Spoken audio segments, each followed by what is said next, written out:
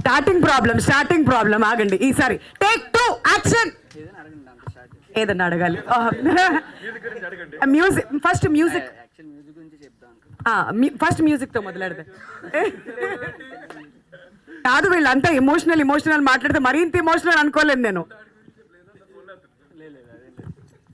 So thanks అండి అందరికీ. And ఈ మూవీకి ఫస్ట్ నుంచి సపోర్ట్ చేసిన అందరికీ థ్యాంక్స్ అండ్ టీజర్ నుంచి పోస్టర్ నుంచి ట్రైలర్ వరకు చాలామంది ఇన్వాల్వ్ అయి ఉన్నారు, సపోర్ట్ చేశారు జెన్యున్గా. వాళ్ళందరూ కూడా పెద్ద పెద్ద స్టార్స్, మేము చాలా కొత్త వాళ్ళం అయినా కూడా వాళ్ళు పార్ట్ ఆఫ్ ద టీమ్లో సపోర్ట్ చేశారు. డెఫినెట్గా ఎవరిని అప్రోచ్ అయినా ఎవరి దగ్గరికి వెళ్ళినా కూడా వాళ్ళు అదేదో వాళ్ళ వర్క్ లాగా లేకపోతే ఇంకా మొహమాటంగా చేయలేదు, వాళ్ళు కూడా కంప్లీట్లీ ఇన్వాల్వ్ అయ్యి చేశారు. సో అది చాలా హ్యాపీగా అనిపించింది. అండ్ ఈ టీంలో పనిచేసిన వాళ్ళందరూ కూడా మోస్ట్ ఆఫ్ ద పీపుల్ నా ఫ్రెండ్స్ అండి. ఆర్ట్ డైరెక్టర్ కానీ, ప్రొడ్యూసర్ కానీ, కాస్ట్యూమ్ డిజైనర్ కానీ, హర్ష బ్రో కూడా నాకు చాలామంది తెలుసు.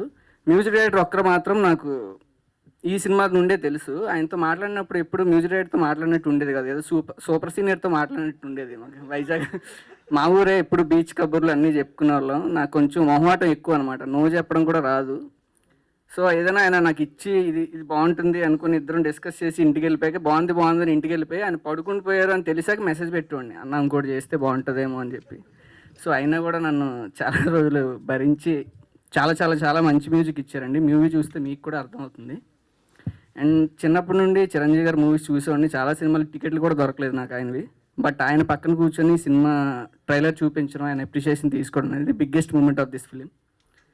సో సినిమా డెఫినెట్లీ మీ అందరినీ ఎంటర్టైన్ చేస్తుంది. అండ్ ఇంకా చాలా ఎలిమెంట్స్ ఉన్నాయి మూవీలో, ప్రీ రిలీజ్ ఈవెంట్లో మాట్లాడతాను. ఓకే అండి, థ్యాంక్ యూ. అప్పుడు కూడా నన్నే పిలవండి, మిగతా మాట్లాడుకుందాం.